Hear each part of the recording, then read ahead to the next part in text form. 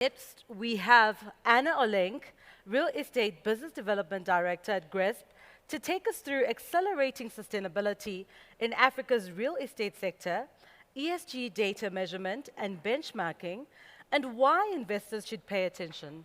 Over to you, Anna.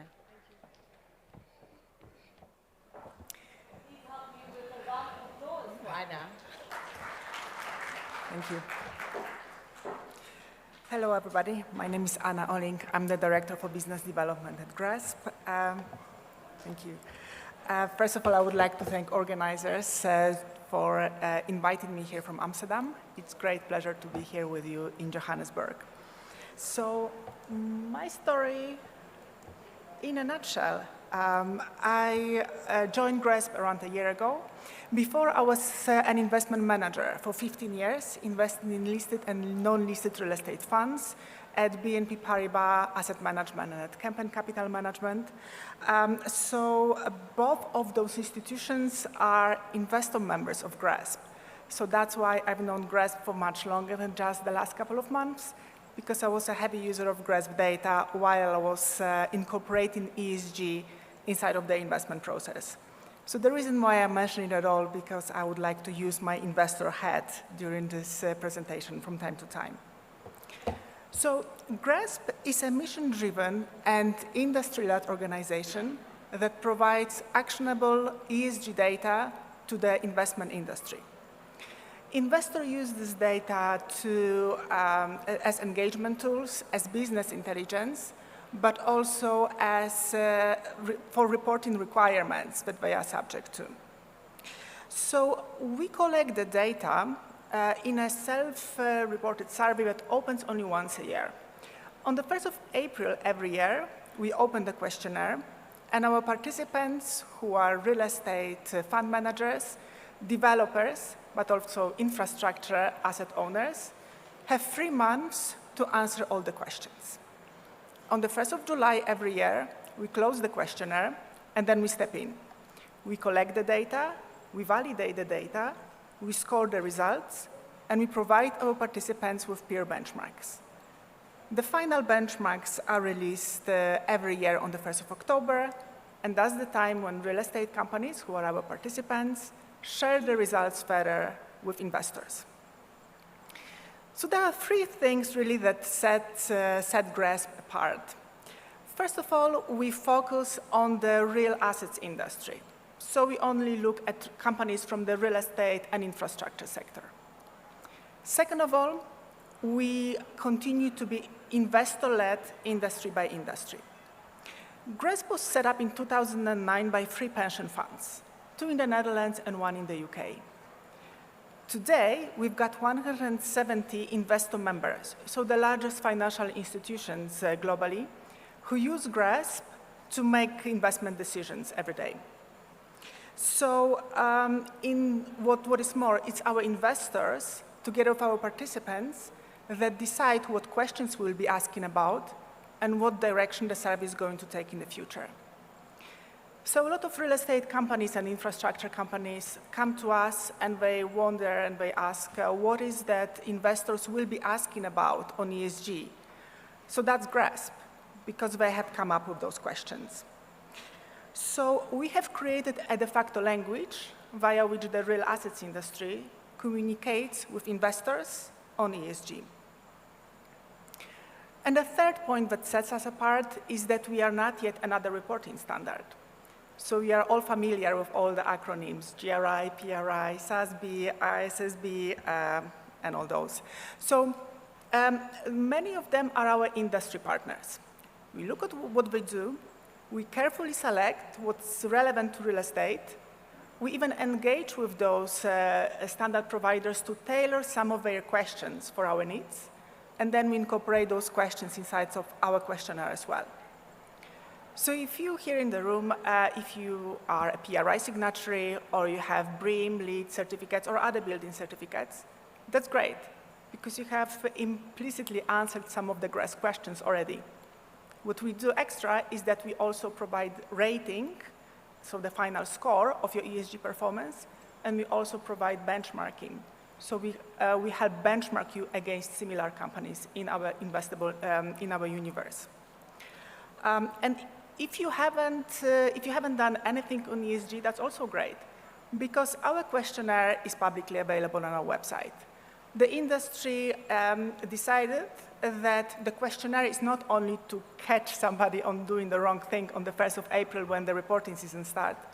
The questionnaire is to navigate, to guide the industry in the direction that the industry chose to be guided and chose to walk in terms of ESG.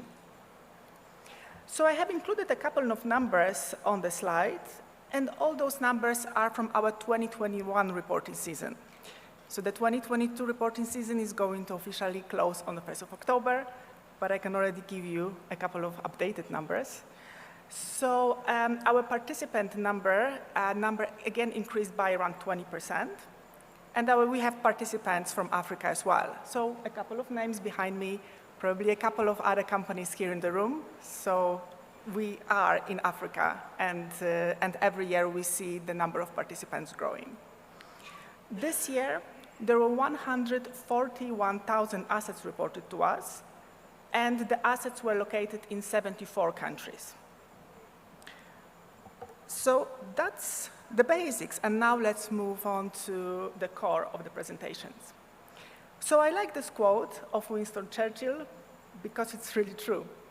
And that's my favorite quote of him, and it's surprising that it's not about the World War II. So we shape our buildings, thereafter they shape us. We spend so much time in buildings, homes, schools, hotels like today, offices. There is no way that we can avoid the fact that they shape us as well. But they also shape us in a negative way. Today, around 40% of global greenhouse gas emissions are generated by the built environment, which means that Churchill was right, but he fell short with his sentence. Buildings are shaping us, but we also shape the future of our children, the future of our grandchildren, and ultimately, they will shape the future of the planet. And investors are increasingly paying attention to this. So they are wondering what to do with us, with the real estate sector. Well, they probably conclude that they can't really completely diversify away from us because there is not an obvious substitute. But they definitely increasingly observe how to position their portfolios when it comes to investing in real estate, and how to select the winners and the losers of the game based on the exposure to ESG and especially to climate change. So how do we even start on the ESG journey for your real estate portfolios, and how to accelerate that? I have just generalized the whole process into 3 steps. Obviously, it's a simplification, but the number 1 step for everybody to take in the real estate world is to understand your portfolio. So gathering important information on the performance of your portfolio and the consumption of your portfolio, so water, waste, greenhouse gas emission, and energy, should be the number 1 step. And the reason why I tell it is because we have noticed that the industry still struggles to collect this data globally. So out of the 141,000 buildings reported to us, probably maybe 40% will have full data coverage. So that's where the industry still stands, often because it's the tenants that control the data. But the landlords have to be ultimately responsible for decarbonizing the building. So those two need to connect. And the industry is now working on how to connect those two. So when you already collect the data on your portfolio and you make sure that it's all updated at any point, you can understand consumptions and where you're exposed highest in terms of emissions, what are the drivers behind that, and you can start digging into solutions. So the second step is just to set up KPIs. So we as an industry are used to NPV KPIs. We are used to IRR KPIs. And now we will have to have net zero KPIs. And there will be other KPIs coming from the ESG world. And the third point is that you probably have to start benchmarking. So every real estate asset is unique. So therefore, every real estate portfolio is unique. So the most important benchmark for everybody is to benchmark yourself against yourself. So it's important to see that over time, your utility numbers are going down, that your policies are strengthening, and then you are engaging more and more stakeholders from your company, but also from outside of your company, for example, from your tenants group, in your ESG journey so that you have a higher chance to succeed. And then it brings me to the next point, the difference between ranking and benchmarking. So when you remember from school years, rating is just the final score on your exam. When you get your final score, the first thing that everybody does, I think, not only me, is probably just looking around to see how your peers did. Because it may happen that you didn't score well, but it was just a very difficult exam, and everybody around you scores poorly as well. That's probably not going to land well when you are bringing the poor score to your parents, but at least it makes you feel better. You still have to learn what was covered by the exam, but I think the first point is understandable. The exam was difficult for you. Sometimes you score poorly while everybody scores well. Then you know that the solutions are already in front of you. You just have to learn. The third point is obviously sometimes you score well, everybody scores well.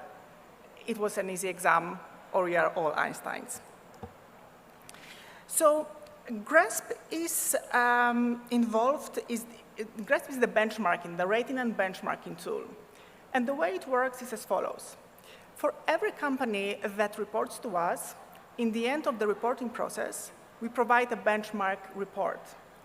And it's going to be at least 100 pages. It may be even close to 200 pages if you operate in many geographies and you invest in a couple of different asset classes. But that's basically how it works. That's really the top part of the benchmark. So you can see this is an actual company from Australia, and that's their 2021 benchmark. They got 87 points out of 100. So they were in the top 20 percentile of all companies globally that report to GRESB. And that's why they were awarded a 5-star rating. But look at this. They were number 14 out of 22 in their peer group. So they actually didn't do that well. And the reason for that, we have observed that Australia is just ahead of everybody else on ESG. They always top the GRESB scores. They are probably this GRESB exam is already too easy for them. But that's great, because first, we involve them in moving the benchmark forward. And the second, yes, indeed, the benchmark is the questions are becoming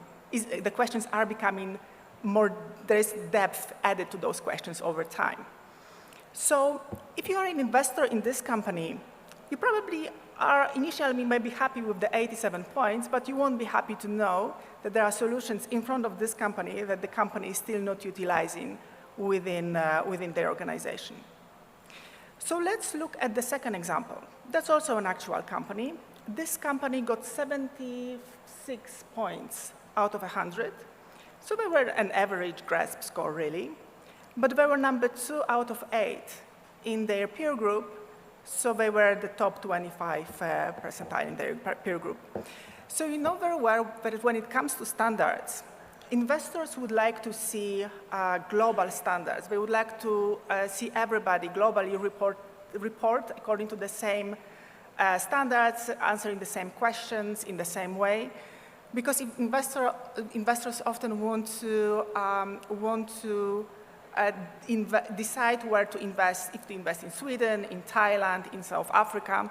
These are the decisions they make every day, and they believe standardized reporting could help them in that. But then we all intuitively know that the same data points may provide different information, really, may mean something else, depending on where your portfolio, where your company is based. And that's where benchmarking is important, because benchmarking helps bring things into perspective. So it provides the context to every information that we are collecting. So that's the investor's dilemma, really. So what is that investors are looking for when they are looking at GRESB? So are they looking for just the total rating? Are they looking for the benchmark, telling where the company is positioned versus peers?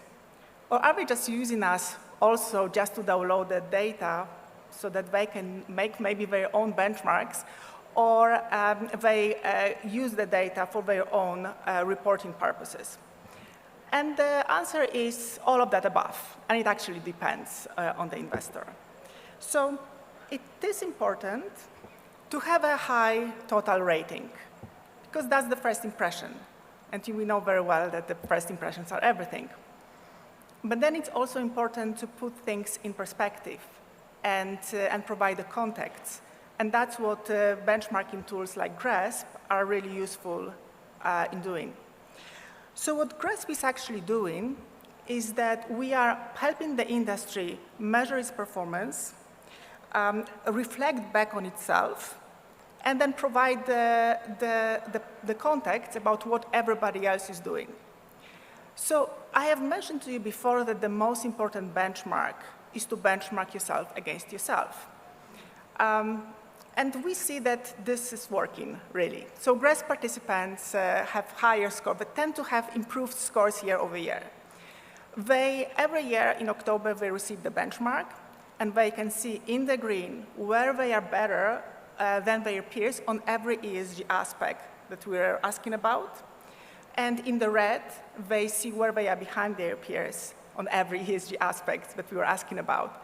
So every year, they can just focus on the aspects in the red, knowing that the peers are doing better. And then when it comes to the external benchmarking, why we believe it matters as well. Maybe I can just squeeze in one example. What about net zero targets? We have noticed last year that 15%, 1/5, of GRESB participants were on track to achieve net zero in 2050 or earlier. And you may probably think, well, 15% is probably not that good, because GRESB participants probably are creme de la creme globally in ESG reporting, so it doesn't really look good to have 15%. But I would like to turn it around. In 2017, nobody had any net zero targets. 2021, a lot of companies are with net zero targets, and they are moving up the path. So there is a competitive race to the top, clearly. And hopefully that's actually triggered by us partially, at least, as well. So 2022, most likely, we will be able to announce already a progress up from this 15%. So what has happened is that the leaders have emerged. The conversation is maturing, the cohort is growing, and then if you in the room do not have net zero targets yet, well, know that that's what your peers are doing. So what we are trying to do is that we provide the information back to the investment industry, hoping that that will lead to better investment decisions. And so far, we see that this is working. At least there are some green shoots. So that was it. I guess I'm running out of time. I hope this was a good entry to the next panel, and I'm really looking forward to listening to that one as well, and also to the panels tomorrow on ESG. If you have some questions, I will be around, so please reach out. And also, I would like to invite you to the panel tomorrow at 12:30. I will be also able to share some further insights. Thank you so much.